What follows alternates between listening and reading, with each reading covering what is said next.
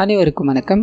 இன்னைக்கு நம்ம ஹிந்தியில் ரீசெண்டாக ரிலீஸ் ஆகிருக்கக்கூடிய பெங்கால் ஃபைல்ஸ் அப்படின்ற ஒரு ஹிஸ்டாரிக்கல் த்ரில்லர் படத்தை பற்றி தான் இந்த வீடியோவில் பார்க்க போகிறோம். ஸோ வீடியோக்குள்ளே போகிறதுக்கு முன்னாடி இந்த படம் ஹிந்துஸ் அண்ட் முஸ்லீம் இருக்காங்க இல்லையா, இவங்க ரெண்டு பேருக்கு நடுவில் இருக்க பிரச்சனைகளை பற்றி பேசுகிற படமாக இருக்கும். ஸோ எல்லாருக்கும் இந்த கதை பிடிக்குமா அப்படின்றது ஒரு டவுட் தான். ஸோ வீடியோக்குள்ளே போகிறதுக்கு முன்னாடி இது ஒரு டிஸ்க்ளைமர் மாதிரி கொடுத்துட்டு இதுக்கு மேலே இதை ஃபர்தராக கதையை கண்டினியூ பண்ணணும் அப்படின்ற மாதிரி விருப்பப்படுறவங்க இந்த வீடியோவை கண்டினியூ பண்ணிக்கோங்க. ஆனால் இந்த படத்தோட கதையை நான் எக்ஸ்பிளைன் பண்ணிக்கிட்டே இருக்கும்போது அதில் இருக்க சீன்ஸ் எல்லாமே நிறைய பேர் காயப்படுத்துகிற மாதிரி இருக்கலாம். நான் இப்போ உங்ககிட்ட ஒரு மன்னிப்பு கேட்டுட்டு இந்த கதையை மேலோட்டமா சொல்லி முடிக்க ட்ரை பண்றேன். இந்த படத்தோட ஸ்டார்டிங் சைட்ல 1947 இந்த சுதந்திரம் இருக்கு இல்லையா, அது கிடைக்கிறதுக்கு 10 வாரத்துக்கு முன்னாடி காமிக்கிறாங்க. நாட்டுக்குள்ள பல பிரச்சனைகள் போய்கிட்டு இருக்கு. இதனால ஆங்கிலேயர்கள் காங்கிரஸ் தலைவரான நேரு முதற்கொண்டு முஸ்லீம் லீக் தலைவரான ஜின்னா அப்படின்றவரை கூப்பிட்டு உட்கார வச்சு இந்த விஷயங்கள் எல்லாத்தையும் பேசிட்டு இருக்காரு. உங்களுக்கு 10 நாள் டைம் இருக்கு. இந்த இந்தியா அப்படின்ற நாட்டுல இந்துஸும் முஸ்லீம்ஸும் ஒன்னா இருக்க வாய்ப்பே கிடையாது. இதனால இந்துஸ்க்கு இந்தியாவையும் முஸ்லீம்க்கு பாகிஸ்தானை கொடுக்கறதா இருக்கும். உங்களோட முடிவு என்னன்னு கேட்கும்போது நேரு அங்க இருக்கிற எல்லாருக்கிட்டையும் கலந்து பேசிக்கிட்டே இருக்கும்போது 10 வாரத்துக்குள்ள இந்த முடிவு எப்படி எடுக்க முடியும் அப்படின்ற ஒரு பதில் அந்த ஆங்கிலேயர்கிட்ட கேட்கும்போது ஆங்கிலேயர்கள் நீங்க முடிவு எடுத்தீங்க அப்படின்னா நாங்க 1947 ஆகஸ்ட் 15க்கு போறதா இருக்கோம், அப்படி எடுக்கலன்னா இன்னும் ஒரு வருடம் நீள போகுது அப்படின்ற மாதிரி பேசிக்கிட்டே இருக்கு. அங்க இருக்க முஸ்லீம் லீக் தலைவர் இருக்கா இல்லையா, ஒரு ஆகஸ்ட் 15 ஒரு 11 மணி அளவுல சொல்ற, அதுவும் இரவு நேரத்துல சொல்ற அப்படின்ற மாதிரி சொல்ல அங்க இருக்க எல்லாருமே இதை யோசிக்கிறாங்க. அப்படியே கட் பண்ணா ஒரு 78 வருஷம் கழிச்சு சிவா பண்டித் அப்படின்ற படத்தோட ஹீரோவை காமிக்கிறாங்க. வெஸ்ட் பெங்கால்ல ஒரு பெரிய பிரச்சனை போய்கிட்டு இருக்கு. அங்க ஒரு தலித் பெண்ணு காணாம போயிட்டாங்க. ஒரு 5 நாள் ஆயிடுச்சு அப்படின்ற மாதிரி இருக்கும். இதுக்கு பிரைம் சஸ்பெக்டா இருக்கிறது பாரதி பானர்ஜி அப்படின்ற ஒரு வயசானவங்க. இன்னொரு சஸ்பெக்டா இருக்கிறது அந்த ஊர்ல இருக்க மைனாரிட்டி எம்எல்ஏ அப்படின்ற மாதிரி இருக்கும். ஸோ அந்த ஊருக்கு இவர் போய் ரிப்போர்ட் கொடுக்கணும் அப்படின்றதுனால இவர் அந்த ஊருக்கு கிளம்ப ஆரம்பிக்கிறாரு. போற வழியில இவரை பத்தின ஒரு சில விஷயங்கள் நமக்கு சொல்ல ஆரம்பிக்கிறாங்க. அது என்ன அப்படின்னா, இந்த காஷ்மீர் பண்டிட் தாக்குதல் இருக்கு இல்லையா, அந்த தாக்குதல்ல அப்பா அம்மா இழந்த நபர் தான் இவர் அப்படின்ற மாதிரி நமக்கு தெரியப்படுத்திட்டு இவர் அங்க போனதும் நிறைய மக்கள் கூடியிருக்காங்க. அண்ட் போலீஸ்காரங்களும் இவரை ரொம்ப கஷ்டப்பட்டு போலீஸ் ஸ்டேஷனுக்குள்ள கூட்டு போறாங்க அப்படின்ற மாதிரி இருக்கும். அப்படி போய்கிட்டே இருக்கும்போது ஒரு மனநல பாதிக்கப்பட்டவர் இங்க வந்துட்டியா, இனிமேல் இங்க இருக்க நீ பழகிக்கணும், இங்க இருக்கிற விஷயங்கள் எல்லாம் உனக்கு ஒரு புதுமையான அனுபவத்தை தரலாம் அப்படின்ற மாதிரி சொல்லி அனுப்ப இவர் உள்ள போறாரு. சஸ்பெக்ட் அப்படின்ற மாதிரி 2 பேர் இருக்காங்க. கீதா அப்படின்னு ஒரு பொண்ணு காணாம போய் 5 நாள் ஆகுது. இது வரைக்கும் நீங்க இந்த கேஸ் என்ன பண்ணிக்கிட்டு இருக்கீங்க அப்படின்ற மாதிரி கேட்க போலீஸ்காரங்க ஒரு எஃப்ஐஆர் கூட போடலன்னு தெரிய வருது. இதனால கோபம் அடைகிறாரு. என்னையா நீங்க பண்ணிக்கிட்டு இருக்கீங்க, எங்க வேலை நடக்குதா இல்லையா, இதுதான் போலீஸ் ஸ்டேஷனா அப்படின்ற மாதிரி தெரியுது. பிரைம் சஸ்பெக்டான பாரதி பானர்ஜி அப்படின்ற ஒருத்தவங்க இருக்காங்க இல்லையா, அவங்கள பார்க்கணும் அப்படின்ற மாதிரி போக ரொம்ப வயசானவங்க தான். எதிரில் யார் இருக்காங்க ஏது இருக்காங்கன்னு கூட தெரியாம இவங்களோட கடந்த காலத்துல இருக்க கேரக்டர்ஸ் பேரை சொல்லி தான் கூப்பிடுவாங்க அப்படின்ற மாதிரி இருக்கும். ஸோ ஹீரோ உள்ள போய் அவங்க கிட்ட பேசணும் அப்படின்ற மாதிரி ட்ரை பண்ண ஒரு வார்த்தை கூட அவங்க பேசுறதா தெரியல. இருந்தாலும் இவர் விடுறதா தெரியல. மேலும் மேலும் அவங்க கிட்ட பேசிக்கிட்டே இருக்கும்போது பட்டின பக்கத்துல மசூதி இருக்கும். அதுல இருந்து ப்ரே பண்ற சத்தம் கேட்குது. ஒரு எட்டி பார்க்கும்போது அங்க நிறைய மக்களோட அந்த ஊர்ல மைனாரிட்டி எம்எல்ஏ அப்படின்ற மாதிரி சொல்லியிருந்தா இல்லையா, அவர் பேர் சத்தார் ஹுசேன் அப்படின்றது. அந்த மனுஷன் எல்லாருக்கூடயும் பேச ஆரம்பிக்கிறாரு. நம்ம தேவையானதை நாம தான் எடுத்துக்கணும், இது இந்தியாவுக்கு சொந்தம் அப்படின்ற மாதிரி பல பிரச்சனைகள் போய்கிட்டு இருந்தாலும் இங்க மெஜாரிட்டியா இருக்கிறது நாம தான், நமக்கு தான் இந்த வெஸ்ட் பெங்கால் அப்படின்ற மாதிரி அங்க இருக்க எல்லாரையும் சீண்டி விட்டுக்கிட்டே இருக்க மாதிரியான பேச்சுக்கள்ல இவர் ஈடுபட்டுக்கிட்டே இருக்காரு. இந்த விஷயத்த ஹீரோ பாக்குறாரு. வேகமா அங்க போய் அந்த எம்எல்ஏ ஒரு சஸ்பெக்டா இல்லையா, இதனால இவர் பண்ணிக்கிட்டு இருக்க விஷயங்கள் தவிர அவர்கிட்ட பேசலாம் அப்படின்ற மாதிரி போக போலீஸ்காரங்க தடுக்கிறாங்க. சார் வேணாம் சார், அது பெரிய நெட்வொர்க், நீங்க உள்ள போக வேண்டாம் அப்படின்ற மாதிரி எவ்வளவோ பேசி பார்க்க இவர் கேட்கறதா தெரியல. நான் சிபிஐ என்னோட வேலையை நான் பார்த்தாக்கணும் அப்படின்ற மாதிரி அவர்கிட்ட பேசலான்னு ட்ரை பண்ண அங்க இவரோட ஆளுங்க, அதாவது சர்தாரோட ஆளுங்க எல்லாம் இருக்காங்க இல்லையா, அவங்கள தூண்டி விட ஆரம்பிக்கிறாரு. அவங்க மூலமா சிபிஐ இங்க வரக்கூடாது அப்படின்ற மாதிரி கற்களை எல்லாத்தையும் எடுத்து அடிக்க ஆரம்பிக்க அந்த இடமே சின்னதா கலவரம் வந்த மாதிரி ஆயிடுது. எல்லாரும் கற்களை தூக்கி அடிச்சுட்டு அங்கிருந்து ஓடி போக ஹீரோட முகத்துல பயங்கரமான காயம். அந்த காயத்தோடு அவர் உட்காந்துக்கிட்டே இருக்கும்போது ஒரு மனநல பாதிக்கப்பட்டவர் சொன்ன இல்லையா, அவர் இங்க வர ஆரம்பிக்கிறாரு. இங்க இருக்க எல்லாருமே என்ன பைத்தியம்னு சொல்லிக்கிட்டு இருக்காருங்க. ஆனா நான் கிடையாதுயா, இவனுங்க தான் பைத்தியம். இந்த பைத்தியங்க கூட தான் இப்ப நீ இருக்க போற அப்படின்ற மாதிரி சிரிச்சுக்கிட்டே போக ஒரு வீட்டுக்கு போறாரு. நடந்த விஷயங்கள் எல்லாத்தையும் திங்க் பண்ணிக்கிட்டோம். தன்னோட அம்மா அப்பாவுக்கு காஷ்மீர்ல நடந்திருக்கும் இல்லையா, அந்த விஷயங்கள் எல்லாத்தையும் திங்க் பண்ணிக்கிட்டு சோகத்துல இருக்கும்போது ஒரு ரிப்போர்ட்டர் லேடி இவரை சந்திக்கணும் அப்படின்ற மாதிரி வராங்க. காரணம் என்ன அப்படின்னா, காணாம போன கீதா இருக்காங்க, அவங்களோட கிளாஸ்மேட்டா தான் இருந்திருப்பாங்க. ஸோ 2 பேரும் பார்த்தீங்கன்னா இந்த ஜேர்னலிசம் இருக்கு இல்லையா, அதை தான் படிச்சுக்கிட்டு இருந்திருப்பாங்கன்னு இருக்கும். கீதா நிறைய விஷயங்கள், அதாவது எம்எல்ஏ பண்ணிக்கிட்டு இருக்க விஷயங்களும், அந்த எம்எல்ஏ மைனாரிட்டி கேண்டிடேட் அப்படின்ற ஒரே காரணத்துக்காக இங்க நிறைய மக்களை திரட்டிக்கிட்டு இருக்காரு. மதவாதம் அப்படின்ற பேர்ல என்னென்னமோ பண்ணிக்கிட்டு இருக்கா இல்லையா, அந்த எல்லா விஷயங்களையும் இவங்க எக்ஸ்போஸ் பண்ணியிருப்பாங்க. அதெல்லாம் அப்பப்போ வீடியோ கால் மூலமா இந்த லேடி கிட்ட பகிர்ந்துட்டு இருப்பாங்க. ஸோ அவங்க காணாம போன அன்னைக்கும் இதே சம்பவம் தான். வழக்கம் போல வீடியோ கால் பேசிக்கிட்டே இருக்கும்போது திடீர்னு கால் கட்டாக ஆரம்பிக்குது. எனக்கு காப்பாத்துங்க அப்படின்ற மாதிரி சத்தங்கள் எழும்ப ஆரம்பிக்குது. இந்த விஷயங்கள் எல்லாமே பாரதி பானர்ஜி இருக்காங்க இல்லையா, அவங்களோட வீட்டுல தான் நடந்திருக்கும். ஸோ கண்டிப்பா இதுக்கு பின்னாடி சர்தார் ஹுசேனி தான் இருக்கா. நீங்க அவன் அரெஸ்ட் பண்ண முடியுமான்னு கேட்க இந்த மனுஷன் எவிடன்ஸ் எல்லாமே எப்படி கை வைக்கிறதுன்னு யோசிக்கிறார். ஆனால் அதே சமயத்துல பிரைம் சஸ்பெக்டா கருதப்பட்டுக்கிட்டு இருக்க பாரதி பானர்ஜி இருக்காங்க இல்லையா, இங்க இருந்து தான், அதாவது அவங்களோட வீட்டுல இருந்து தான் அந்த கீதா காணாம போறாங்க அப்படின்ற மாதிரி இருக்கு. இதனால அவங்களோட வீட்டை ஃபுல்லா செக் பண்ண ஆரம்பிக்கிறாங்க. பாரதி பானர்ஜி கிட்ட ஹீரோ பேச ஆரம்பிக்கிறாரு. அப்படி பேச ட்ரை பண்ணிக்கிட்டே இருக்கும்போது அவங்களோட வலது கையில ஆயிஷா அப்படின்ற ஒரு பேர் எழுதப்பட்டிருக்கும், அதாவது பச்சை குத்த மாதிரி எழுதப்பட்டிருக்கும். அது என்ன ஏதுன்னு புரியாம பேச ஆரம்பிக்கிறாரு. நான் முன்னாடியே சொல்லி இந்த மாதிரி இவங்களுக்கு எதிரில் யாரு இருக்காங்கலாம் தெரியாது இல்லையா, பழைய கேரக்டர்ஸோட, அதாவது இவங்களோட வாழ்க்கையில சந்திச்ச கேரக்டர்ஸோட பேரை வச்சுதான் இங்க கூப்பிட்டு இருப்பாங்க. அப்படி அமர் அப்படின்ற ஒரு கேரக்டர் இவங்களோட வாயில இருந்து வர ஆரம்பிக்குது. அது மூலமா சுதந்திரம் அடையிறதுக்கு 1 வருஷத்துக்கு முன்னாடி அப்படின்ற மாதிரி போட்டு இவங்களோட பிளாஷ்பேக் உள்ள கொண்டு போறாங்க. சோ பாரதி பானர்ஜி அப்படின்ற இவங்க ஒரு பெரிய ஜட்ஜ் இருப்பாரு, அவங்களோட பொண்ணு படிச்சு முடிச்சுட்டு பட்டம் வாங்கணும் அப்படின்றதுக்காக தன்னோட பேரண்ட்ஸோட போறாங்க. அப்படி பட்டம் வாங்கிட்டே இருக்கும்போது அங்க இருக்க ஆளுநரை இவங்க கன் எடுத்து சுடுறாங்க அப்படின்ற மாதிரி இருக்கும். என்னோட நாட்டுக்காக நான் போராடுவேன், என்னோட நாட்டுக்காக எத்தனை பேரை வேணும் நான் கொலை பண்ணுவேன் அப்படின்ற மாதிரி கண்ணை காட்டி போக்கிட்டே இருக்க போலீஸ்காரங்க அரெஸ்ட் பண்ணி கொண்டு போறாங்க. ஃபேமிலிக்கு என்ன பண்ணுதுன்னு தெரியல, இவங்களை ஒரு கிளர்ச்சியாளர்களை மாத்திட்டாங்களே அப்படின்ற மாதிரி பல போராட்டத்துக்கு அப்புறமா அவங்கள ஒரு அட்வொகேட் மூலமா வெளியே கொண்டு வந்து காந்தியை சந்திக்க வைக்கிறாங்க அப்படின்ற மாதிரி இருக்கும். காந்தி அகிம்சை தான் முக்கியம், அகிம்சையில வர வெற்றி தான் உண்மையான வெற்றி அப்படின்ற மாதிரி கொள்கைகளை வச்சிருக்காரு இல்லையா. இவங்க கூட பேச ஆரம்பிக்கிறாரு. அது மூலமா இவங்களுக்கும் இந்த அகிம்சை மூலமா நிறைய விஷயங்கள் பண்ணலாம் அப்படின்ற மாதிரி புரிஞ்சுக்கிறாங்க. சோ இது எல்லாத்தையும் இவங்க நினைச்சு பார்த்துக்கிட்டே இருக்க பிரசன்ட்ல அந்த வயசானவங்களோட வீட்டுக்கு வந்ததும் இந்த விஷயம் சர்தாரோட ஒரு 2 ஆளுங்களுக்கு தெரிய ஆரம்பிக்குது. அவனுங்க தான் சர்தாருக்கு எல்லாமுமா இருப்பானுங்க. இவனுக்கு டைரக்டா வந்து ஹீரோவை மிரட்ட ஆரம்பிக்க போலீஸ்காரங்களா தடுத்து நிறுத்த ஆரம்பிக்கிறாங்க. ஹீரோக்கு இங்க நடக்கிற விஷயங்கள் எதுவுமே வேணாம், நான் இங்க என் வேலையை பார்க்க வந்திருக்கேன், அதனால என்னோட வேலையை மட்டும் தான் நான் பார்ப்பேன் அப்படின்ற மாதிரி போலீஸ் ஸ்டேஷன் ஏறி 2 பேர் மிரட்டுறாங்க இல்லையா. அவங்கள கைது பண்ண சொல்லி ஆளுங்களை அனுப்பிச்சு விட போலீஸ்காரங்க ஒருத்தர் கூட கேட்கறதா தெரியல. சார் இந்த ஊருக்கு நீங்க வந்திருக்கீங்க, அவ்வளவுதான், இந்த ஊர்லயே நாங்க பல வருஷங்களா இருக்கோம், இந்த ஊர்ல என்னதான் இண்டிபெண்டன்ஸ் அடைஞ்சாலும் முஸ்லீமுக்கு தனி ஹிந்துஸ்க்கு தனி இன்னும் தனித்தனியான பிரிவினைகள் தான் இங்க இருந்துகிட்டு இருக்கு. வெஸ்ட் பெங்கால் அப்படின்றது நீங்க நினைக்கிற மாதிரி இந்தியா கிடையாது, இது ரொம்பவே மோசமான ஏரியா அப்படின்ற மாதிரி சொல்ல இவருக்கு என்ன பண்ணுதுன்னு புரியல. தான் வந்த வேலை வேற, இங்க நடந்துகிட்டு இருக்க விஷயங்கள் வேற அப்படின்ற குழப்பத்துல அந்த வயசான லேடி கிட்டே பேசணும்னு போக இந்த வயசான லேடிக்கு எதிரில் உட்காந்துகிட்டு இருக்கிறது ஒரு சிபிஐ ஆபீசர் அப்படின்றலாம் தெரியாது. எதிரில் உட்காந்துகிட்டு இருக்கிறது எனக்கு தெரிஞ்ச அமர் அப்படின்ற மாதிரி அவங்க நிறைய விஷயங்களை பகிர்ந்துக்க ஆரம்பிக்கிறாங்க. மறுபடியும் பிளாஷ்பேக் உள்ள போக ஆரம்பிக்குது. சோ காந்தி பாத்தீங்கன்னா முஸ்லீம் லீக் தலைவரான ஜின்னா அப்படின்றவர் கிட்ட போய் பேச ஆரம்பிக்கிறாரு. எந்த பிரிவினை வேண்டாமே, இந்தியா அப்படின்றது எல்லாரும் சேர்ந்தது தானே, இந்த பிரிவினை இல்லாம நம்ம சுதந்திரத்தை ஏத்துக்கலாமே அப்படின்ற மாதிரி பேசிக்கிட்டே இருக்கு. அவர் எங்களோட இனம் எங்களுக்கு வேணும், பாகிஸ்தான் முஸ்லிம்களுக்கு சொந்தமானது தான், இதுல ஒண்ணு சேர்றதுக்கு வாய்ப்பே கிடையாது அப்படின்ற மாதிரி பல பொலிட்டிக்கல் சம்பந்தப்பட்ட விஷயங்களை பேசிக்கிட்டே இருக்கு. இத்தோட முடிவுல இந்தியா பாகிஸ்தான் ஒன்னா இருக்கிறது முடியாத காரியமாயிடுச்சு. ஜின்னா இந்த உடன்படிக்கையை எடுத்துக்கல அப்படின்ற மாதிரி நியூஸ்காரங்க எழுத ஆரம்பிக்கிறாங்க. அப்படியே கட் பண்ண டைரக்ட் ஆக்ஷன் டே அப்படின்ற மாதிரி ஒரு நாள் வர ஆரம்பிக்குது. அது என்ன அப்படின்னா முஸ்லீம் இருக்காங்க இல்லையா, அவங்க தனக்கு சொந்தமான இடம் தங்களுக்கு வேணும் அப்படின்ற மாதிரி அவங்களோட எதிர்ப்பை காட்டுறதுக்காக எல்லா இடங்களிலும் சூறையாட ஆரம்பிப்பாங்க. சோ இது ஒரு வரலாற்று நிகழ்வா இன்ன வரைக்கும் இருக்கு, டிராஜடியான டே அப்படின்ற மாதிரி கருதப்படுது. ஸோ அந்த நாள் தான் இங்க வருது அப்படின்ற மாதிரி இருக்கும். எல்லா மக்களும் கிளர்ச்சியாளர்கள் மூலமா தூண்டப்பட்டுக்கிட்டு இருக்காங்க. அதுல குலாம் அப்படின்ற ஒரு தலைமையில தான் இந்த எல்லா சம்பவங்களும் நடக்குது அப்படின்ற மாதிரி இருக்கும். ஸோ சுத்தி முத்தி எங்க மக்களை பார்த்தாலும் இது எங்களோட நாடு, ஒண்ணு மதம் மாறு இல்ல செத்து மடி அப்படின்ற கொள்கைகளோட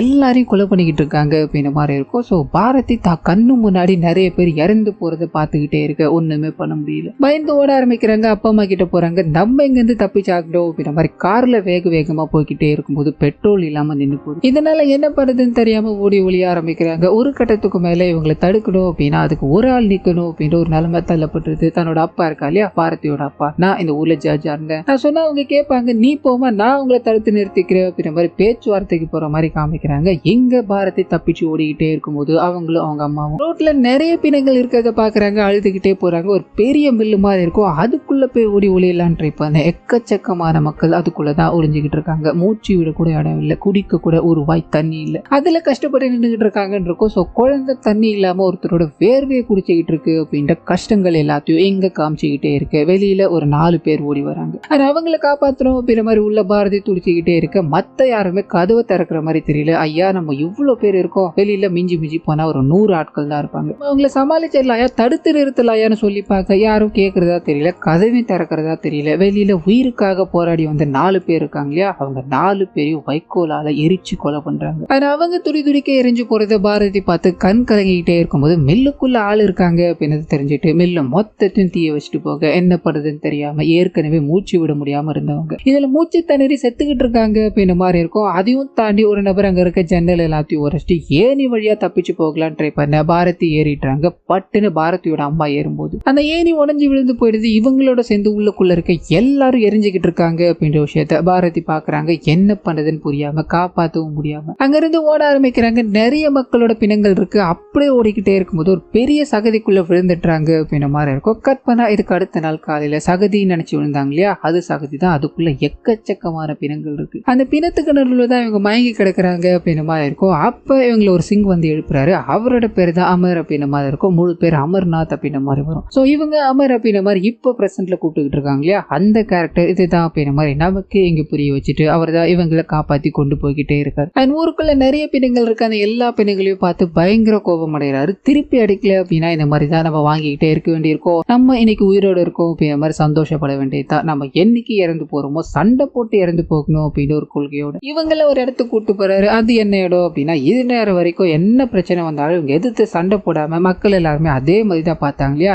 இந்த கூட்டம் அப்படி கிடையாது. நம்மள ஒருத்தன் கொலை பண்ணா அப்படின்னா அவனால 10 பேரை நம்ம சாகடிக்கணும். மரணத்துக்கு மரணத்தை மட்டும்தான் பரிசா கொடுக்கணும் அப்படின்ற முனைப்புல நிறைய இடங்கள்ல நிறைய பிரச்சனைகள் அப்படின்ற மாதிரி இருக்கு இல்லையா. அங்க எல்லா இடங்களுக்கும் போய் எல்லாரையும் கொண்டு குவிச்சுக்கிட்டு இருக்காங்க அப்படின்ற மாதிரி இருக்கும். இதுக்கு நடுவில் உண்மையான போட்டோகிராஃபி எல்லாமே நமக்கு காமிக்கிறாங்க. ஸோ அன்னைக்கு 40,000க்கும் மேற்பட்டவங்க இதுல பாதிக்கப்பட்டு இறந்து போனாங்க அப்படின்ற மாதிரி ஒரு ஷாட்ஸ் இருக்கு. நிறைய பிணங்கள் கொத்து கொத்தா ரோட்ல கிடக்குது அப்படின்ற மாதிரியான விஷயங்களை நமக்கு காமிச்சிட்டு காந்தி கிட்ட போறாங்க. அவர் அகிம்சையை கடைபிடிக்கணும் அப்படின்ற மாதிரி எல்லா மக்களையும் அந்த ஆயுதங்களை சரண்டர் பண்ணுங்க அப்படின்ற மாதிரி சொல்லியிருப்பாங்க. ஸோ ஒருத்தரை வந்து நாங்க இதுக்கு மேல சண்டை போட மாட்டோம், அகிம்சையில இந்த போராட்டத்தை நடத்துவோம் அப்படின்ற மாதிரி ஆயுதங்களை வச்சுக்கிட்டே இருக்கும்போது இது நேரம் வரைக்கும் சண்டை போட்டுக்கிட்டு இருந்தா இல்லையா, அவர் மட்டும் ஆயுதத்தை கொடுக்கல அப்படின்ற மாதிரி இருக்கும். என்னோட நாட்டு மக்களையும் என்னோட பெண்களையும் அவ கொடுமைப்படுத்தி கொண்டுகிட்டு இருக்கான். இதுக்கு நான் அகிம்சையா இருந்தேன் அப்படின்னா அதை விட முட்டாள்தனம் எதுவும் கிடையாது. இதனால இதை நான் சப்மிட் பண்ண மாட்டேன் அப்படின்ற மாதிரி சொல்லி அங்க இருந்து கிளம்ப ஆரம்பிக்க ஊருக்குள்ள இன்னும் போய்கிட்டு இருக்க பிரச்சனைகளை காமிக்கிறாங்க. கொத்து கொத்தா இன்னும் மக்கள் செத்துக்கிட்டே தான் இருக்காங்க. வீதிக்கரும் மக்கள் பயந்துகிட்டு இருக்காங்க அப்படின்ற மாதிரி இருக்கும். இந்த அவல நிலைகள் எல்லாத்தையும் பாரதி பார்த்துக்கிட்டே இருக்கும்போது அந்த சமயத்துல தான் நூத்துக்காரக்கார மக்கள் ஒரு பேக்கரி ஷாப்போட வாசல நின்றுகிட்டு பசிக்குது அப்படின்ற மாதிரி கதவை உடைச்சிட்டு போகலான்னு ட்ரை பண்ண அந்த ஓனர் உள்ள விடுறதா தெரியல. இதை இவங்க பாக்குறாங்க. உனக்கு மனிதாபிமானம் இருக்கா? இத்தனை மக்கள் இங்க பசியில இருக்கும்போது உனக்கு எப்படின்னா அது மனசு வந்தது, கதவை திறடா அப்படின்ற மாதிரி கத்திக்கிட்டே இருக்கு. அந்த மனுஷன் கதவை திறக்கிறதா தெரியல. வேகமா அமர் உள்ள வந்து கதவை திறக்கிறியா இல்ல உனக்கு கொல்லவாடா அப்படின்ற மாதிரி மிரட்ட கதவை உடைச்சுக்கிட்டு எல்லாரும் உள்ள போயிடுறாங்க. அண்ட் பசியில இருக்க எல்லா மக்களும் எடுத்து அள்ளி சாப்பிட ஆரம்பிக்கிறாங்க. இந்த விஷயம் பாரதிக்கு பிடிக்கவே இல்லை. காரணம் என்ன அப்படின்னா, அமர் இந்த வயலன்ஸை கையில் எடுத்துட்டா இல்லையா, இதனால நம்ம என்னத்தை தான் பண்ண போறோம், கொலைக்கு கொலை பண்ணிக்கிட்டே போய்கிட்டே இருந்தா நம்மளை காப்பாற்ற போறது யாரா இருக்கும், இதனால இதை நம்ம விட்டு ஒழிக்கணும் அப்படின்ற மாதிரி அவருக்கு நிறைய விஷயங்களை பேச ஆரம்பிக்கிறாங்க. இத்தோட முடிவுல அங்க எல்லாரையும் கொண்டு குச்சிக்கிட்டு இருக்க குலாம் அப்படின்ற ஒரு கேரக்டர் சொன்னா இல்லையா, அவன் கொத்து கொத்தா எங்கெங்கயோ பிணங்களை கொண்டு இங்க கொண்டு வந்து போடுவா அப்படின்ற மாதிரி இருக்கும். அந்த பிணங்கள் எல்லாத்தையும் பாக்குறாங்க. அவங்கள காப்பாற்ற முடியாதா அப்படின்னு ஒரு இயக்கம். யாராவது உயிரோட இருக்காங்களா அப்படின்ற மாதிரி தேட ஆரம்பிச்சு கொஞ்சம் கொஞ்சம் உயிர் இருந்தாலும் அவங்கள காப்பாத்திக்கிட்டு கொத்து கொத்தா இறந்து போயிருப்பாங்க இல்லையா, அந்த பிணங்கள் எல்லாத்தையும் ஒரு இடத்துக்கு கொண்டு போக அங்க பிணங்கள் எல்லாத்தையும் போட்டு எரிக்க ஆரம்பிக்கிறாங்க. ஆனா ஆயிரக்கணக்கான பிணங்களை இவங்க இந்த மாதிரி வரிசைப்படுத்தி வச்சிருக்காங்க அப்படின்றத நமக்கு இங்க காமிச்சிட்டு பிரசன்ட்டுக்கு போக ஆரம்பிக்குது. ஸோ அந்த வயசான லேடியோட இவர் இன்னமும் பேசிட்டு தான் இருக்கார் இல்லையா. அது அப்படி பேசிக்கிட்டே இருக்கும்போது இவங்களுக்கு தன்னோட அப்பாவோட ஞாபகம் வர ஆரம்பிக்குது. அப்பா என்ன ஆனான்னு தெரியுமா அப்படின்ற மாதிரி அழுதுகிட்டு அந்த விஷயங்களுக்குள்ள கொண்டு போறாங்க. ஸோ அப்பா இருக்கா இல்லையா, நான் இந்த ஊரோட ஜட்ஜா இருந்தேன், நான் பேசிட்டு வரேன் அப்படின்ற மாதிரி போயிருப்பாரு. அங்க இருக்க குலாமுக்கு இவர் ஏற்கனவே ஒரு தீர்ப்பு வழங்கியிருக்காரு அப்படின்ற மாதிரி இருக்கும். குலாம் என்ன தெரியலையா, நான் தான்ப்பா உனக்கு தீர்ப்பு வழங்குற ஜட்ஜு பேசுறேன் அப்படின்ற மாதிரி அவர்கிட்ட பேசலான்னு போக குலாம் இருக்க மனநிலைமையே வேற. ஒண்ணு நீ மதம் மாறு, இல்லைன்னா எல்லாரும் முன்னாடியும் நீ நாட்டுக்காக உயிரை விட்டாகணும்ப்பா, நாடா இல்ல மதமா நீயே முடிவு பண்ணிக்கோப்பான்னு சொல்ல இவர் மௌனமா இருக்காரு. வந்தே மாதரம் அப்படின்ற முழக்கத்தை எழுப்பிக்கிட்டே இருக்கும்போது கோபம் அடைகிறார். ஒரு பெரிய இரும்பு எடுத்து அவரோட தலையை அப்படியே நசுக்கி அந்த இடத்துல அவரை சாகடிக்கிறார் அப்படின்றத நமக்கு இங்க காமிச்சிட்டு பிரசன்ட்டுக்கு போக ஆரம்பிக்குது. அந்த வயசான லேடி கிட்ட பேசிட்டு வேக வேகமா அந்த எம்எல்ஏவோட வீட்டுக்கு போறாரு. அங்க இருக்க எல்லாருமே கண்ணோட நின்றுகிட்டு இருக்கானுங்க. உன்னோட எம்எல்ஏ கிட்ட நான் பேசி ஆகணும். ஒரு சிபிஐ ஆபீசர் மேல கண்ணை காமிச்சா என்ன நடக்கும் தெரியுமா அவங்களுக்கு அப்படின்ற மாதிரி மிரட்டிட்டு உள்ள போக எம்எல்ஏ கூப்பிட்டு உட்கார வைக்கிறாரு. அங்க அவர் மனைவி குழந்தையோட சாப்பிட்டுக்கிட்டே இருக்கு. என்னப்பா சாப்பிடுறியா, நீ காஷ்மீர் பண்டிட் தானே, நீ இந்த ஃபிஷ் எல்லாம் சாப்பிட வாய்ப்பு இருக்கு, சாப்பிட்டு கோப்பா அப்படின்ற மாதிரி ஃபிஷ்ஷை வைக்கும் போது மௌனமா இருக்காரு. நீங்க சாப்பிட்டு முடிச்சிட்டீங்களா, உங்களை கைது பண்ணி இன்ட்ராகேஷன் பண்ணணும் அப்படின்றதுக்காக நான் கூப்பிட்டு போனேன், என் கூட வர முடியுமா அப்படின்ற மாதிரி கேட்டு பயங்கரமா கத்திக்கிட்டே இருக்க இவர் கடுப்படைகிறார். ஒரு நிமிஷம் இருப்பா, நான் ட்ரெஸ்ஸை சேஞ்ச் பண்ணிட்டு வரேன் அப்படின்ற மாதிரி உள்ள போக திரும்பி வந்து ஒரு போன் கால் வந்திருக்குன்னு கொடுக்க அந்த போன் கால்ல இருக்கிறது ஹீரோக்கு கேஸை கொடுத்து அமிச்சா இல்லையா, அந்த மனுஷன் தான் உனக்கு அறிவு இருக்கா இல்லையாடா, அங்க என்னடா பண்ணிட்டு இருக்க, முதல்ல அங்க இருந்து போ அப்படின்னு நம்ம எல்லாம் சொல்ல. சார் நான் 5 சமன் கிட்ட அனுப்பிட்டேன், அவர் ரெஸ்பான்ஸ் பண்ற மாதிரியே தெரியல, இதனால இன்ட்ராகேஷன் பண்ண அவர் கூட்டு போய் தான் ஆகணும்னு சொல்ல பயங்கரமான திட்டுக்களை வாங்க ஆரம்பிக்கிறாரு. மைனாரிட்டி எம்எல்ஏ மேல கை வச்சா என்ன நடக்கும் தெரியுமா, ஒரு வாரியை நீ உருவாக்கிடுடா, முதல்ல நீ அவர்கிட்ட மன்னிப்பு கேட்டுட்டு கிளம்புறான்னு சொல்ல ஹீரோக்கு ஒன்னும் புரியல. நான் எதுக்காக மன்னிப்பு கேட்கணும்னு சொல்லும்போது இன்னும் திட்டுக்கள் விழ ஆரம்பிக்குது. உனக்கு இந்த வேலை இருக்கணும், இல்ல நீ உயிரோட இருக்கணும் அப்படின்னா இதை தவிர ஒரு வழி கிடையாதுடா. இதை நான் உங்ககிட்ட ஒரு ரிக்வெஸ்டா வச்சுக்கிறேன், முதல்ல நீ அங்கிருந்து மன்னிப்பு கேட்டு கிளம்பிடான்னு சொல்ல இவர் போறாரு. நான் பண்ணது எல்லாத்துக்கும் மன்னிப்பு கேட்டுக்கிறேன்னு சொல்ல பலார்னு ஒரு எம்எல்ஏ கிட்ட இருந்து விழ ஆரம்பிச்சு, நான் உன்னை எவ்வளவு மரியாதையா ட்ரீட் பண்ண, நீ என்ன ட்ரீட் பண்ண இப்படிதானா? மைனாரிட்டி எம்எல்ஏப்பா தெரியும்ல, நான் நினைச்சேன் அப்படின்னா உன்னையும் இந்த ஊர் இருக்கு இல்லையா மொத்தமா முடிச்சு விட முடியும். ஆனா நான் அப்படி பண்ணனா பண்ண மாட்டேன். ஏன்னா இந்த ஊரை வச்சுதான் நான் பல திட்டங்களை வகுத்திருக்கேன். நாளைக்கு பிரைம் மினிஸ்டர் என்னோட பையன் வருவான், அப்ப இருக்கு பாரு ஆட்டோ அப்படின்ற மாதிரி ஃபேமிலி முன்னாடி, அதாவது இந்த எம்எல்ஏ ஃபேமிலி முன்னாடி ஹீரோவை அசிங்கப்படுத்தி அனுப்பும் போது ஹீரோ வாயை திறக்க முடியாம அங்கிருந்து மௌனமா கார்ல வந்துகிட்டே இருக்கும்போது ஊருக்குள்ள ஒரு பைத்தியமான நபர் சுத்திக்கிட்டு இருக்காரு இருக்கு இல்லையா, அவரை பத்திர ஒரு சில விஷயங்கள் தெரிய ஆரம்பிக்குது. இதுக்கு முன்னாடி அந்த இடத்துல போலீஸ்காரரா இருந்த நபர் ஒரு சென்சிட்டிவான கேஸை விசாரிச்சுக்கிட்டே இருக்கும்போது முகம் தெரியாத நபர்களால் அவரோட நாக்கு 4 அறுக்கப்பட்டு மனநல பாதிக்கப்பட்ட நிலையில சுத்த விட்டுக்கிட்டு இருக்காங்க அப்படின்ற மாதிரி சொல்ல ஹீரோ இந்த ஊர்லயே கரெக்டானால் இவர் மட்டும்தான், இவர்கிட்ட தான் நம்ம பேசி ஆகணும் அப்படின்ற மாதிரி கூட உட்காந்து ஒன்னா குடிக்க ஆரம்பிக்கிறாரு. தன்னோட மனசுல இருக்கிற கஷ்டங்கள் எல்லாத்தையும் சொல்லிக்கிட்டே இருக்கு. அந்த சமயத்துல தான் அந்த வயசான நபர், அதாவது இந்த மனநல பாதிக்கப்பட்ட நபர் இருக்கா இல்லையா, அவரோட வீட்டுக்கு போய் நிறைய விஷயங்களை பார்க்க ஆரம்பிக்கிறாரு. வி ஆர் த பீப்புள் அப்படின்ற மாதிரி இந்த இந்திய அரசாங்கத்தோட சிம்பிள் இருக்கு இல்லையா, அதுல 4வது சிங்கமா இதுதான் இருந்திருக்கும். ஆனா முதல் 3 சிங்கங்கள் மட்டும்தான் இங்க எல்லாருக்குமே தெரியுது. பீப்புள் அப்படின்ற ஒண்ணு யாருக்குமே இங்க தெரிய கிடையாது. அதுதான் இங்க பெரிய பிரச்சனையா இருக்குன்னு சொல்ல கட் பண்ணி பாரதி அம்மாவை போய் சந்திக்கிறார் அப்படின்ற மாதிரி இருக்கும். ஸோ அவங்க பிளாஷ்பேக் ஓபன் பண்ண ஆரம்பிக்கிறாங்க. சுதந்திரம் அடையறதுக்கு ஒரு வருஷத்துக்கு முன்னாடி நடந்த சம்பவம் நோகாலி அப்படின்ற ஒரு இடம் இருக்கும். அந்த இடத்துல மெஜாரிட்டியா இருக்கிறது முஸ்லீம் தான். இதனால குலாம் அங்க வந்து அங்க இருக்க மக்கள் எல்லாத்தையும் ஒண்ணு திரட்டி நிறைய விஷயங்களை பேசிக்கிட்டே இருக்கும்போது அங்க ஹீரோயினோட, அதாவது பாரதி இருக்காங்க இல்லையா, அவங்களோட மாமா அப்படின்ற ஒரு கேரக்டர் இருப்பாரு. அவர் இந்த இடத்துக்கு வராரு, குலாம கண்ணை காட்டி இங்க இருந்து அனுப்பிச்சு விடுறாரு அப்படின்ற மாதிரி இருக்கும். ஸோ கோபத்தோட குலாம் அங்க இருந்து கிளம்பும் போது இங்க ஹீரோயினோட அவர் பேச ஆரம்பிக்கிறாரு. அது மூலமா இங்க வந்தே மாதரம் அப்படின்ற ஒரு பத்திரிகை நடத்தப்பட்டுக்கிட்டு இருந்தது. இப்ப பல காரணங்களுக்காக அது நடக்கல அப்படின்ற மாதிரி இருக்கும். இந்த விஷயத்த பாரதி பாக்குறாங்க. நம்ம அகிம்சை முறையில போராடுவோம், இருக்கிற விஷயங்களை வெளி உலகத்துக்கு கொண்டு போவோம் அப்படின்னு நோக்கத்துல அந்த வந்தே மாதரம் பத்திரிகையை மீண்டும் அடிக்க ஆரம்பிக்க இந்த விஷயம் குலாமுக்கு தெரிய ஆரம்பிக்குது. அங்க இருக்க எல்லா இடத்தையும் சேதப்படுத்திக்கிட்டு வர ஆரம்பிக்கிறான். இதை நீங்க இத்தோடு நிறுத்தி ஆகணும், இல்ல நீங்க பலவிதமான கொடுமைகளை அனுபவிக்கன்னு மிரட்டும் போது பாரதி முன்னாடி வராங்க. அவர்கிட்ட பேச ஆரம்பிக்கிறாங்க. இந்த பத்திரிகை யாருக்காகவும் நிறுத்த போறது கிடையாது, உங்களுக்கு வேணும்னா எங்களை கொல்லணும் அவ்வளவுதானே, தாராளமா கொண்டுக்கோங்க அப்படின்னு நிற்கும் போது, நான் உன்னை கொலை பண்ற எண்ணம்லாம் கிடையாது, உன்னை நான் மதம் மாத்தி கல்யாணம் பண்ணிக்கிட்டா நீ என்ன பண்ணுவேன், ஆயிஷா ஜஹான் அப்படின்றது சூப்பரா இருக்குல்ல, இந்த பேரை உனக்கு வச்சா எப்படி இருக்கும், ரொம்ப நல்லா இருக்கும்ல அப்படின்ற மாதிரி அவங்க கிட்ட போகும்போது கரெக்டா அமர் இருக்கா இல்லையா, உள்ள வர ஆரம்பிக்கிறாரு. அவங்க மேல கை வச்சு அப்படின்னா இங்க நடக்கிறதே வேற, உன்னை 2ஆ கிழிச்சு தூக்கி போட்டுருண்டா, முதல்ல இங்கிருந்து வெளியே போன சொல்ல குலாம் நேரம் வரட்டும் அங்க இருந்து கிளம்ப ஆரம்பிக்க அப்படியே கட் பண்ணி காந்திஜி கிட்ட போக ஆரம்பிக்குது. அவர் அகிம்சை எல்லாத்தையும் ப்ரீச் பண்ணிக்கிட்டே இருக்கும்போது ஒரே ஒரு லேடி கையில ஒரு எலும்போட வராங்க. என்னோட ஃபேமிலியில, அதாவது என்னோட ஃபேமிலி பெரிய ஃபேமிலி, அவ்வளோ பெரிய ஃபேமிலியில எனக்குன்னு மிஞ்சி இருக்கிறது என்னோட ஃபேமிலியில ஒருத்தரோட இந்த எலும்பு மட்டும்தான், நீங்க அகிம்சையை ஃபாலோ பண்ணுங்க, எல்லாமே அகிம்சை மூலமா தான் நடக்கும் அப்படின்ற மாதிரி சொன்னீங்க. இப்படி இருந்து, அதாவது இவ்வளவு கொடுமைப்படுத்திட்டு இருக்காங்க, இந்த இடத்துல அகிம்சை என்னையா பதிச்சு அப்படின்ற மாதிரி அவங்க அழுது புலம்பிக்கிட்டே இருக்க நடந்த இந்த எல்லா விஷயங்களையும் நினைச்சு காந்திஜி அழுகுற மாதிரி காமிச்சு அதே சமயத்துல பத்திரிகைகள்ல அந்த இடத்துல, அதாவது நோகாலி அப்படின்ற ஒரு இடம் இருக்கு இல்லையா, நீங்க உயிரை காப்பாத்திக்கணும் அப்படின்னா அந்த இடத்துல இருந்து வந்துருங்க அப்படின்ற மாதிரி காந்தி சொல்ற மாதிரியான விஷயங்களை நமக்கு காமிச்சிட்டு அப்படியே கட் பண்ணி இந்த பாரதியோட மாமா கிட்ட போக ஆரம்பிக்குது. வீட்டுல ஒரு பெரிய ஃபங்க்ஷன் ஏற்பாடு பண்ணியிருக்காரு. அதுக்குண்டான வேலைகள் தடபுடலாம் நடந்துகிட்டே இருக்கும்போது அந்த பத்திரிகை நிறுவனத்துல இவங்க லைட்டு போட மறந்துட்டாங்க அப்படின்ற மாதிரி இருக்கும். இதனால பாரதி அமர் 2 பேரும் சைக்கிள்ல போக ஆரம்பிக்க அந்த சமயம்னு பார்த்து குலாம் இருக்கா இல்லையா, அவன் வீட்டுக்குள்ள என்ட்ராக ஆரம்பிக்கிறான். எதிர்த்தாக்குதல் நடக்க ஆரம்பிக்குது, பெரிய சண்டைகள் போக ஆரம்பிக்குது. இத்தோட முடிவுல பாரதியோட மாமா இருக்கா இல்லையா, அவர் இவங்க கிட்ட சரணடைஞ்சிட்டாரு. ஃபேமிலிக்கு ஒன்னும் ஆகக்கூடாது அப்படின்றதுக்காக. இருந்தாலும் இவர் சரணடைஞ்சதுக்கு அப்புறமா அவரோட ஃபேமிலி மொத்தமா கொலை பண்ணிட்டு காலிக்கு பலி கொடுக்கணும் அப்படின்ற மாதிரி ஒரு ஏரியா இருக்கும், அங்க போறாங்க. நீ இப்போ பாகிஸ்தானை புகழ்ந்து பேசுற இல்லன்னு வையா, இந்த இடத்துல உன்னோட தலையை வெட்டிடுவேன் அப்படின்ற மாதிரி சொல்ல இந்த நபர் சாகிறதாவே இருந்தாலும் நான் அந்த வார்த்தையை சொல்ல மாட்டேன், வந்தே மாத்திரம் மட்டும்தான் சொல்லுவேன் அப்படின்ற மாதிரி பேசிக்கிட்டே இருக்கு. அவரோட தலை இங்க வெட்டப்படுது. அந்த தலையை வெட்டி எடுத்துக்கிட்டு இதுக்கு மேல உங்களை யாரா காப்பாத்துவா அப்படின்ற மாதிரி அங்க இருக்கிற மக்களை பார்த்து இதை காமிச்சுக்கிட்டே இருக்கும்போது இன்னொரு பக்கம் காந்தி கிட்ட போக ஆரம்பிக்குது. காந்தி திங்கக்கிழமை ஆனார் அப்படின்னா மௌனத்தை கடைபிடிப்பாருன்னு இருக்கும். இதனால ஒரு பெரிய ஆபீசர் அவரை கூப்பிட்டுருப்பாரு.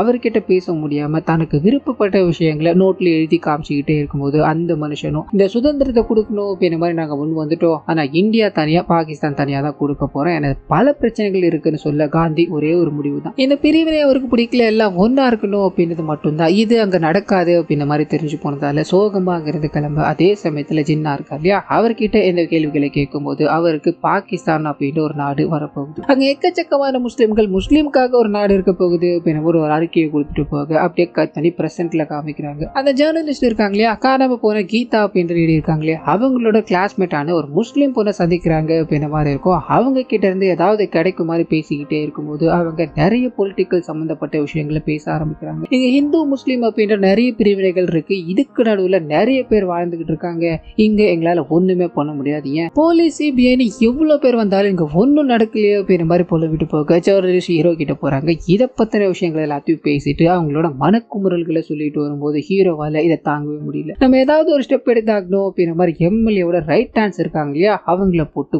பயங்கரமா தாக்கி அவங்கள கைது பண்ணி கொண்டு போகணும் அப்படின்ற மாதிரி ட்ரை பண்ண எம்எல்ஏவோட ஆளுங்களே கைது பண்ணிட்டா சிபிஐ இங்கிருந்து வெளியேறி ஆகட்டும் அப்படின்ற மாதிரி பதட்டமான சூழல் அங்கு உருவாக ஆரம்பிக்குது. ஒரு கலவரமே உருவாகுது அப்படின்றத நமக்கு பல்வேறு விஷயங்களை காமிச்சிட்டு உடனடியா இந்த கேஸ் ஹீரோ கிட்ட கொடுத்தா இல்லையா, அவர் டெல்லிக்கு வரணும் அப்படின்ற மாதிரி கூப்பிடுறாரு. டெல்லிக்கு போனதும் அங்க நிறைய கான்வர்சேஷன் போக ஆரம்பிக்குது. எத்தோட முடிவுல ஹீரோ இந்த நாடு யாருக்காக இருக்குதுன்னு தெரியல, என்னோட அம்மா அப்பாவை நான் காஷ்மீர்ல பல பிரச்சனைகள்ல இழந்தேன், அந்த பிரச்சனைங்க இருக்காது, அந்த பிரச்சனை வரக்கூடாது அப்படின்ற மாதிரி பல முடிவுகளை நான் எடுக்கணும்னு ட்ரை பண்ணா அது என்னால முடியல. இந்து முஸ்லீம் பிரச்சனை பல வருடங்களா போய்கிட்டே தான் இருக்கு, அந்த பிரச்சனையால பல மக்கள் பாதிக்கப்பட்டுக்கிட்டு இருக்காங்க, இதுக்கு சரியான சொல்யூஷன் ஏன் வரல தெரியுமா, எல்லாரும் பயந்து பயந்து ஓடிக்கிட்டு இருக்கதால தான் அப்படின்ற மாதிரி அவரோட மனசுல இருக்க விஷயங்கள் எல்லாத்தையும் புட்டு புட்டு வச்சுக்கிட்டே இருக்கும்போது எதிரில் இருக்கவர், நான் உன்னோட நல்லதுக்காக தான்டா இதை சொல்றேன், உன் அம்மா என் கண்ணு முன்னாடி தான்டா இறந்து போனாங்க, உன் அம்மா சாகுறப்போ நீ என்ன ஆக போறியோ அப்படின்ற பயம் அவங்க கண்ணில் நான் பார்த்தேன், அதனாலதான் நீ வாழ்க்கையில வெற்றி பெறணும் அப்படின்றதுக்காக நிறைய விஷயங்களை உனக்காக பண்ணேன்டா, ஆனா இந்த விஷயம் பெரிய விஷயம், இதுல நீ தலையிடாதடா அப்படின்ற மாதிரி அவருக்கு ஹக் பண்ணி இதுல இருந்து வெளியே போகணும்னு பேசிக்கிட்டே இருக்கு. அவர் ஒரே ஒரு வார்த்தை தான், அதாவது ஹீரோ இருக்கா இல்லையா, ஒரே ஒரு வார்த்தை, இவரோட அம்மா இந்த பண்டித் பிரச்சனையில காஷ்மீர்ல இறந்து போறாங்க அப்படின்ற மாதிரி இருக்கும். அப்போ அந்த ஏரியால போலீஸா இருந்தது இவர் தான், அதாவது எதிரில் இருக்கா இல்லையா அவரோட மாமா, அவர் தான். அன்னைக்கு இவர் நினைச்சிருந்தாரு அப்படின்னா அவங்கள காப்பாத்திருக்கலாம், ஆனா காப்பாத்தல. காரணம் என்ன அப்படின்னா இந்த ஹிந்து முஸ்லீம் பிரச்சனையால தான். இதை இவர்கிட்ட கேட்கும் போது அவர் மௌனம் ஆயிட்டாரு. ஹீரோ வேகமா இருந்து கிளம்பி வெஸ்ட் பெங்காலுக்கு போறாரு. அந்த வயசான லேடியை சந்திக்கிறார் அப்படின்ற மாதிரி இருக்கும். கீதா எங்க போனாங்க, அன்னைக்கு இந்த வீட்டுக்கு தான் வந்தாங்க, ஒருவேளை சர்தார் அவங்களை தூக்கிட்டு போயிட்டாரா,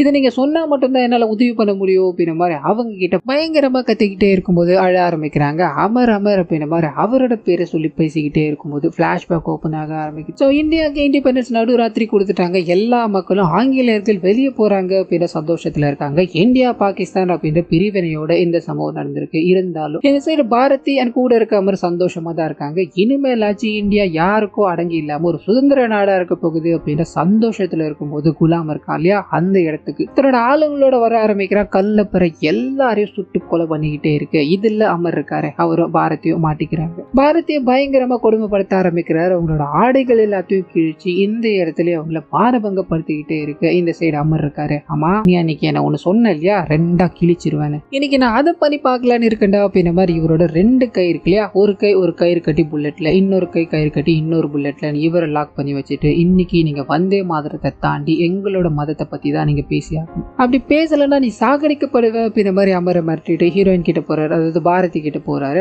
அவங்கள போய் நான் உன்னை கொலை பண்ணணும் அப்படின்னு என்னெல்லாம் கிடையாதுமா, உன்னை மதம் மாத்த போறேன், அது எப்படி தெரியுமா, அதுக்கு ஒரு வெயிட்டான சம்பவம் இருக்கு அப்படின்ற ஒரு நபரை கூப்பிட்டாரு. ஆயிஷா ஜஹான் அப்படின்ற அவங்களோட பேர், அதாவது இவர் வச்சா இல்லையா அந்த பேரை கையில் எழுதிட்டு இந்த பேரோட தான் நீ வாழ போற, வாழ்ந்துக்கோமா அப்படின்ற மாதிரி அவங்கள அங்க வச்சுட்டு இந்த அமர் இருக்கா இல்லையா அவரை ரெண்டா பிளந்து சாகடிக்கிறாங்க அப்படின்ற மாதிரி இருக்கும். ஸோ ரத்தம் அப்படி தெரிச்சு போய் பாரதியோட மூஞ்சல் அடிக்கிது. அவங்க கண் கலங்கி அழ ஆரம்பிக்கிறாங்க. நடந்த இந்த அநியாயங்கள் எல்லாத்தையும் பார்த்துக்கிட்டு தான் இது நாள் வரைக்கும் அவங்க உயிரோட இருக்காங்க. காரணம் என்ன அப்படின்னா சாகரத்துக்கு முன்னாடி அமர் நீ வாழணும், என்ன நடந்தாலும் நீ வாழணும் அப்படின்னு பார்த்தா செத்து போயிருப்பாரு. அந்த ஒரு வார்த்தை தான் இவங்களை இது நாள் வரைக்கும் ஓட வச்சுக்கிட்டு இருக்கு. இந்த விஷயங்கள் எல்லாமே சொல்லி அவங்க கண் கலங்கிக்கிட்டே இருக்கும்போது ஸோ இவங்க பழைய கேரக்டர்ஸ் தான் ஞாபகம் வச்சிருக்காங்க அப்படின்ற மாதிரி இருக்கு இல்லையா. குலாம் இன்னும் உயிரோட தான் இருக்கா, குலாம் தான் அன்னைக்கு வந்தா அப்படின்ற மாதிரி புலம்பிக்கிட்டே இருக்கு. இவருக்கு ஒரு ஐடியா வர ஆரம்பிக்குது. கீதாவோட போட்டோ உங்ககிட்ட இருக்கான்னு கேட்கும்போது ஒரு புக்கு மாதிரி இருக்கும், அதுக்குள்ள இருந்து நிறைய போட்டோஸை எடுக்க ஆரம்பிக்கிறாங்க. நிறைய விதமான பெண்கள் இருக்காங்க, அவங்க எல்லாருமே இவங்களுக்கு கீதாவா தான் தெரிய ஆரம்பிக்கிறாங்க. ஸோ இது மூலமா ஹீரோ புரிஞ்சுக்கிட்டாரு. அப்ப குலாம் அப்படின்றது யாரா இருக்கும் அப்படின்ற மாதிரி கேட்க குலாம் அப்படின்ற பேர்ல இருக்க சர்தாரை இவங்க எடுத்து காமிக்க ஆரம்பிக்கிறாங்க. ஸோ இவங்களுக்கு பழைய கேரக்டர் குலாம் தான், ஆனா இங்க இப்ப இருக்கிறது சர்தார். சர்தார் தான் இங்க வந்து கூட்டு போனார் அப்படின்ற மாதிரி இருக்கும். வயசான லேடி இவ்வளவு வருடங்கள் கலந்தாலும் இந்த பிரச்சனை முடிகிற மாதிரி தெரியல, குலாம் மாதிரி ஒரு ஆட்கள் மீண்டும் மீண்டும் வந்துகிட்டே தான் இருக்காங்க அப்படின்ற மாதிரி புலம்பிக்கிட்டே இருக்க ஹீரோ வேகமா அந்த எம்எல்ஏ பார்க்கணும்னு போக எம்எல்ஏ கூப்பிட்டு வச்சு கொஞ்ச நேரம் இருப்பா, ஒரு சின்ன டீல் இருக்கு அதை முடிச்சுட்டு வர அப்படின்ற மாதிரி கீதா இருக்காங்க இல்லையா, அவங்கள பயங்கரமா காயப்படுத்திருக்காங்க போல. அந்த காயங்களோட அவங்கள வர வச்சு ஒரு பெரிய குழி தோன்றாங்க, அந்த குழியில அவங்கள சுட்டு தள்ளுறாங்க அப்படின்ற மாதிரி இருக்கும். இது எல்லாத்தையும் ஹீரோ கண்ணு முன்னாடி பார்த்தாலும் தடுக்க முடியல. மௌனமா அவர் கூட போக ஆரம்பிக்கிறாரு. அந்த மனுஷன் கூட போய்கிட்டே இருக்கும்போது இதுக்கப்புறம் பெரிய பெரிய பிளான்ல வச்சிருக்காரு இல்லையா, அவரோட பையனை பிஎம் ஆக்குறது, எங்க இருக்க மக்களை எப்படி கிளர்ச்சியாளர்களா மாத்துறது அப்படின்றதுல அது எல்லாமே இவர்கிட்ட பேசிக்கிட்டே இருக்கும்போது தாங்கவே முடியல. குலாம் மாதிரியான ஆளுங்க, உன்ன மாதிரி ஆளுங்களா வேற வேற முகங்கள் இருந்தாலும் ஒரே மாதிரி காரியத்தை தான் பண்ணிக்கிட்டு இருக்கீங்க, எனக்கு என்ன நடந்தாலும் பரவாயில்ல, எந்த பிரச்சனை இங்க முடிஞ்சாக்கணும் அப்படின்ற மாதிரி அவரை அந்த இடத்துல கழுத்தை நெரிச்சு சாகடிக்கிறார் அப்படின்றத நமக்கு காமிச்சிட்டு இதுக்கு அடுத்த நாள் காலையில எவ்வளவு பெரிய பிரச்சனை வரப்போகுது அப்படின்றது புரியல. வேக வேகமா பாரதி இருக்காங்க இல்லையா, அவங்களோட வீட்டுக்கு போய் குலாம நான் சாகடிச்சிட்டேன் அப்படின்ற மாதிரி சொல்ல அவங்களோட முகத்துல சுதந்திரம் அடைஞ்சப்போ ஒரு சந்தோஷம் வந்திருக்கு இல்லையா, அந்த சந்தோஷம் வருது அப்படின்றத நமக்கு காமிச்சிட்டு பக்கத்துல மனநல பாதிக்கப்பட்ட ஒரு சந்தோஷப்பட்டாரு. அன்னைத்தோட இந்த படத்தை முடிக்கிறாங்க அப்படின்ற மாதிரி இருக்கும். முன்னாடியே சொன்ன மாதிரி இந்த படத்துல அதாவது புண்படுற மாதிரி காட்சி அமைப்புகள் இல்லை நான் பேசுறது மூலமா உங்களுக்கு கன்வே ஆயிருந்ததுன்னா அதுக்கு மறுபடியும் ஒரு மன்னிப்பு கேட்டுட்டு நான் இன்னொரு நல்ல வீடியோவோட உங்களை வந்து சந்திக்கிறேன்.